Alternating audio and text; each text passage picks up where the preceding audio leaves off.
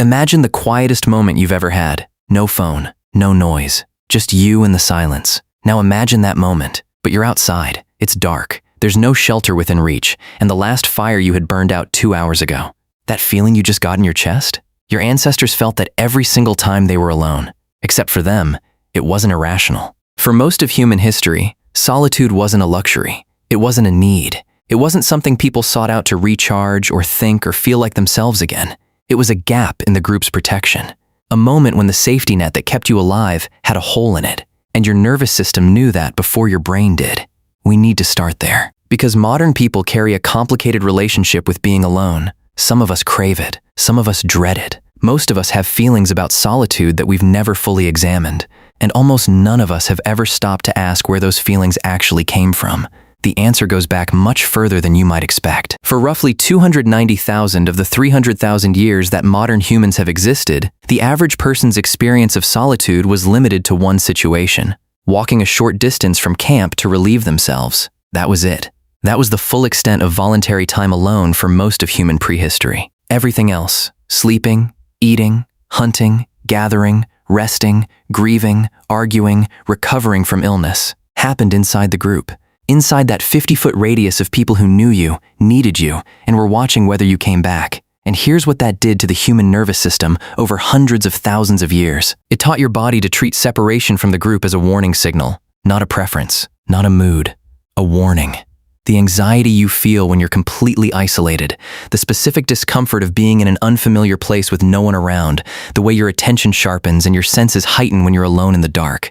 None of that is neurotic. All of it is ancient. All of it was once the difference between surviving the night and not. But here's the question nobody really asks. When prehistoric humans did find themselves alone, genuinely, unavoidably alone, what actually happened? Not in terms of danger, in terms of the mind. What did a prehistoric human think about when there was no one around to talk to, no task that required coordination with others, no social performance to maintain? When it was just them and the landscape and whatever was moving through their head? The honest answer is that we don't know with certainty. The prehistoric mind left very few direct records, but the indirect evidence, from archaeology, from anthropology, from studies of modern hunter-gatherer groups, gives us a picture that is more interesting than most people expect. The first thing worth understanding is that prehistoric humans almost certainly did not experience solitude the way modern humans do. When you are alone today, you are alone with the accumulated interior life of a person who has spent years developing a rich private self. You have memories that are yours alone, opinions you've never shared, an inner voice that has been talking to you your entire life.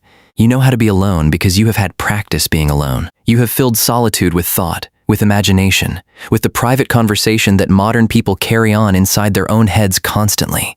Prehistoric humans had inner lives too, absolutely. The evidence of prehistoric art, cave paintings, carved figures, ochre-stained shells used as personal ornaments, tells us clearly that early humans were capable of rich, symbolic thought, of imagination, of representing the world in abstract ways. But their interior life was shaped almost entirely by collective experience, by the group, by the shared stories, shared observations, and shared knowledge that passed between people around fires and during long days of movement across open landscape.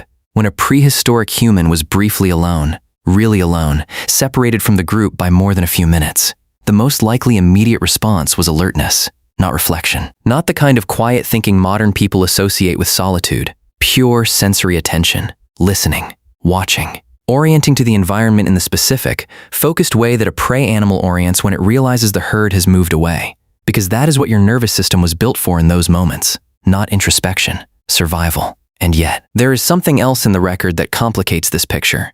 The cave paintings. The most famous prehistoric cave paintings in the world. Lascaux in France, Altamira in Spain, Chauvet, El Castillo, were made deep inside cave systems, not at the entrance where firelight would have been easy to maintain and the group nearby, deep inside, in chambers that required significant effort to reach, that were often barely accessible, that held no obvious practical value as shelter or storage. Someone went in there alone, or nearly alone, carrying a small lamp, and painted. They painted animals with a sophistication and emotional accuracy that took modern researchers completely by surprise when these caves were first discovered. Horses mid-movement, aurochs with a weight and solidity that suggests the painter had spent enormous amounts of time watching these animals. Hands pressed against the cave wall with pigment blown around them. The oldest known human signature, A mark that says, I was here, I existed, this is the shape of my hand. Who made those? Why did they go so deep? Why alone? We don't know for certain.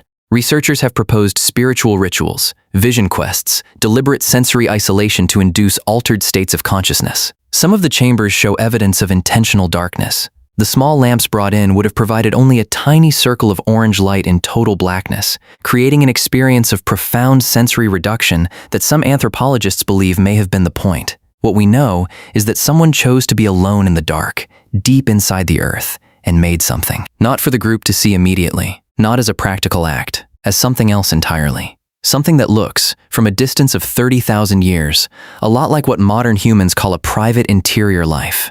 So maybe the picture is more complicated than it first appears. Maybe prehistoric humans weren't simply social creatures who experienced aloneness only as threat. Maybe, at least for some individuals in some moments, solitude was also something else. Something that the group could not provide. A space where the part of the mind that processed the world in images and symbols and things that couldn't quite be said out loud had room to move. We tend to think of the development of the private self, of interiority, of the rich inner life that modern humans take for granted, as something that came with civilization, with writing and philosophy and the development of individual identity over centuries of cultural evolution. But the cave paintings suggest that something was already there. Long before cities, long before writing, long before any of the structures we associate with the development of the individual. Someone was already going alone into the dark to make something that was entirely their own. What does that mean for us? For the complicated feelings we carry about solitude today? Maybe this. The tension modern humans feel about being alone, the way we simultaneously crave it and dread it, seek it and avoid it, find it restorative and find it unbearable depending on the day, is not a product of modern life. It is not caused by phones or social media or the pace of contemporary existence, though all of those things shape it. The tension itself is ancient. It was there when your ancestors sat inside a small circle of firelight and felt the darkness pressing in from all sides. It was there when someone carried a small lamp deep into a cave and started to paint. Your nervous system was built to treat aloneness as danger. And some part of you, the part that has always needed a space that belonged only to you, has been pushing back against that ever since. The prehistoric humans who went into those caves alone didn't leave notes. They left images of animals, of hands, of things they saw and felt and couldn't say to anyone else. The oldest private thoughts in human history pressed into stone in the dark. You are still doing the same thing, just in different caves.